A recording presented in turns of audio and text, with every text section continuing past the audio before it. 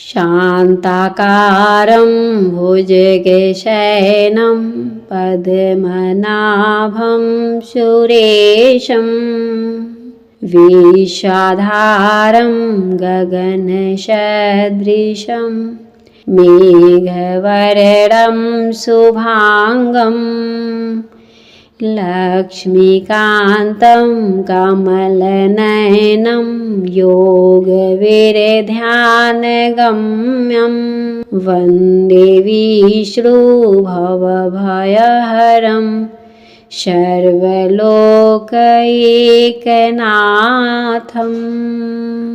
जय श्री कृष्णा। राधे राधे।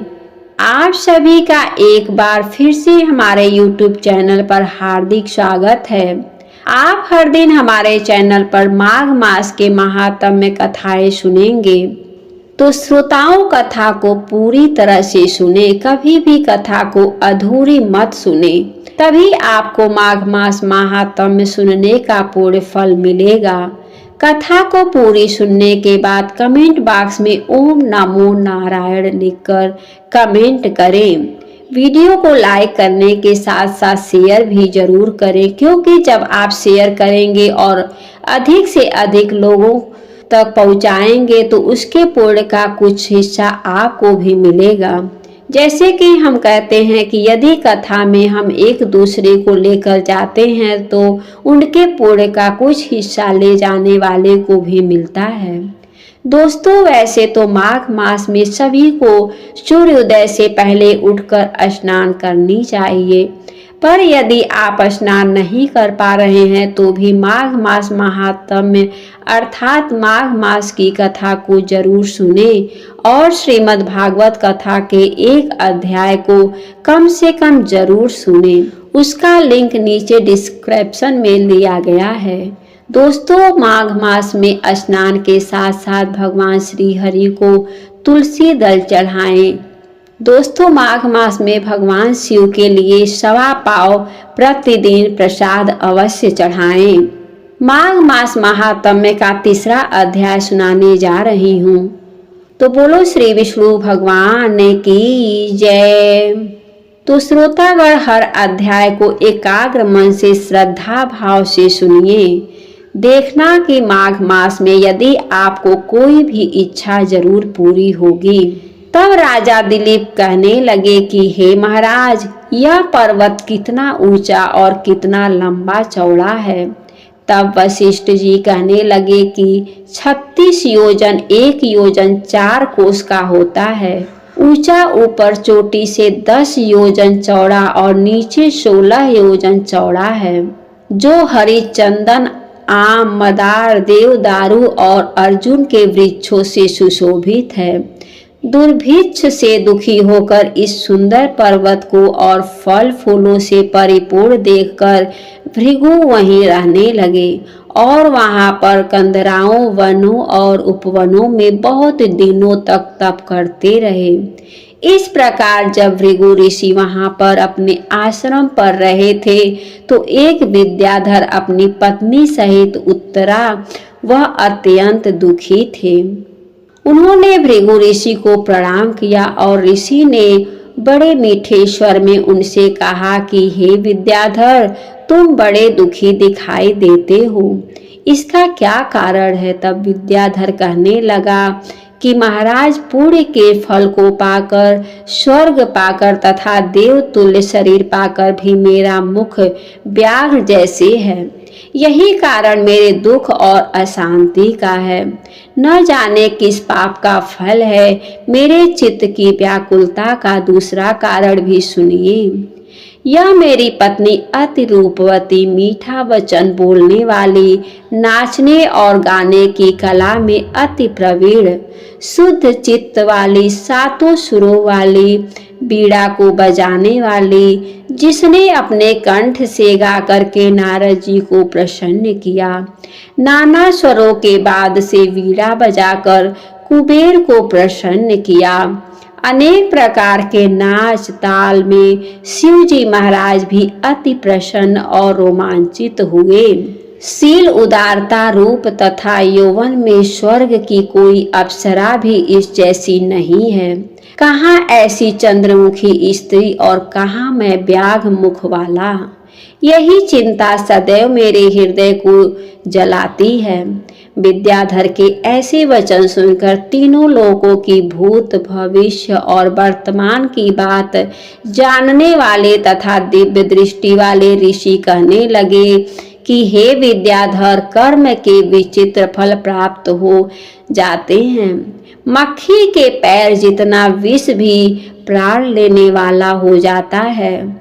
छोटे छोटे पापों का फल भी अत्यंत दुखदायी हो जाता है। एकादशी के दिन उपवास करके द्वादशी को तेल लगाने से राजा पुरखा ने भी कुरूप शरीर पाया था। तब वह अपने कुरूप शरीर को देखकर दुखी होकर हिमाचल पर्वत पर देव सरोवर के किनारे पर गया। प्रीतिपूर्वक शुद्ध स्नान कर कुशा के आसन पर बैठकर भगवान कमल नेत्र वाले पीताम्बर पहने वनमाला धारण किए हुए विष्णु का चिंतन करते हुए पुरखा ने 3 मास तक निराहार रहा। भगवान का चिंतन किया। इस प्रकार 7 जन्मों में प्रसन्न होने वाले भगवान राजा के 3 महीने के तप से ही अति प्रसन्न हो गए और माघ मास के शुक्ल पक्ष की एकादशी को प्रसन्न होकर भगवान ने अपने शंख के जल से राजा को पवित्र किया। भगवान ने उसके तेल लगाने की बात याद दिलाकर सुंदर देवताओं का सा रूप दिया, जिसको देखकर उर्वशी भी उसको चाहने लगी और राजा सुकृत्य होकर अपनी पुरी को चला गया। भृगु ऋषि कहने लगे कि हे विद्याधर, इसीलिए तुम क्यों दुखी होते हो? यदि तुम अपना यह राक्षसी रूप छोड़ना चाहते हो तो मेरा कहना मानकर जल्दी ही पापों को नष्ट करने वाली हेमकूटी नदी में माघ मास में स्नान करो, जहाँ पर ऋषि सिद्ध देवता निवास करते हैं। अब मैं इसकी विधि बतलाता हूँ। तुम्हारे भाग्य से माघ मास आज से 5वें दिन ही आने वाला है। पौष शुक्ल एकादशी से इस व्रत को आरंभ करो। भूमि में सोना, जितेंद्रिय रहकर दिन में 3 समय स्नान करके महीना भर तक के निराहार रहो। सब भोगों का त्याग कर तीनों समय को शिव जी स्तोत्र का मंत्रों से पूजन करोगे तो तुम्हारा मुख कामदेव के समान हो जाएगा और देवता भी तुम्हारा मुख देखकर चकित हो जाएंगे और तुम अपनी पत्नी के साथ सुखपूर्वक क्रीड़ा करोगे। माघ मास के प्रभाव को जानकर सदा माघ में स्नान करो। पाप और दरिद्रता से बचने के लिए मनुष्य को सदा यत्न से माघ मास का स्नान करना चाहिए। यह स्नान सदा सब दानों और यज्ञों के फल को देता है और पापों का क्षय होता है। वशिष्ठ जी कहते हैं कि हे राजा दिलीप, यह कथा भृगु जी ने विद्याधर को सुनाई। माघ स्नान योगों से भी बढ़कर यज्ञ तथा यज्ञों से बढ़कर गर्जना करता है। पुष्कर, कुरुक्षेत्र, ब्रह्मवर्त, काशी, प्रयाग तथा गंगा सागर जैसे संगमों से मनुष्य को जो फल 10 वर्ष में मिलता है, उतना ही फल माघ मास में स्नान करने से 3 दिन में मनुष्य को मिलता है। इसमें संशय नहीं है। चिरकाल तक स्वर्ग में रहने की इच्छा करने वाले मनुष्य को सदा यत्न से माघ मास में स्नान करनी चाहिए। आयु, आरोग्य, धन, रूप, कल्याण और गुण प्राप्त करने वालों को माघ का स्नान कभी नहीं छोड़ना चाहिए। स्नान करने वाला इस लोक तथा परलोक में सदा सुख पाता है। वशिष्ठ जी कहते हैं कि हे दिलीप, भृगु जी केव यह वचन सुनकर वह विद्याधर अपनी स्त्री सहित उसी स्थान पर पर्वत के झरने में माघ मास का स्नान करता रहा और उसके प्रभाव से उसका मुख देव सदृश हो गया और वह पहाड़ी ग्रीव पर्वत पर आनंद से रहने लगे और भृगु जी भी नियम की समाप्ति पर शिष्यों सहित इवा नदी के तट पर आ गए।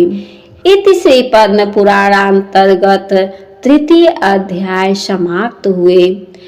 आज का अध्याय समाप्त हुआ। उम्मीद है कि आज की कथा आपको पसंद आई होगी।